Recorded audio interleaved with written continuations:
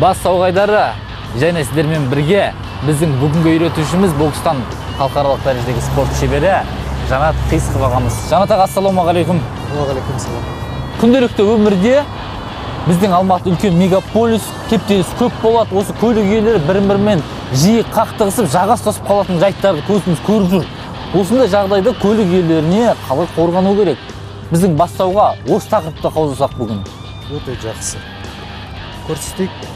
Көлікте отырған кезінде пробкаларда көбісі осындай келіспеушілікке кездесіп қалады.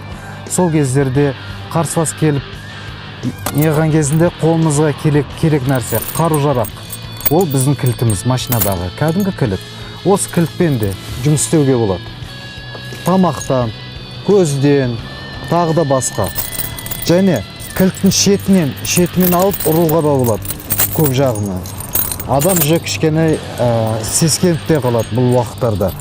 Және осындай кездерде қарсылас еңкейген кезінде қолымыздағы ремен бар. Ременді мынаяқтан бірден босатып, тартып аламыз мойынға салбасақ болады. Осы кезде қарсылас еш нәрсе істей алмай қалады. Осы кезде қолымыздан келгенше ұрамыз, соғамыз және керек қауіпсіздікті өзімізге жасай білеміз.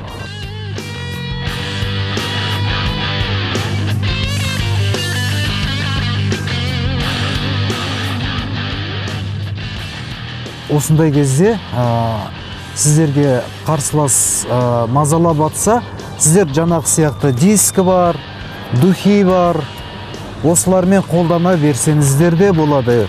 Көптеген көмекте. Қауіп қатер көбінде тыстан емес, ішсен де келеді тұрады. Мәселен, көшеден біреуді көлігіңізге отырғызған болуыңыз мүмкін.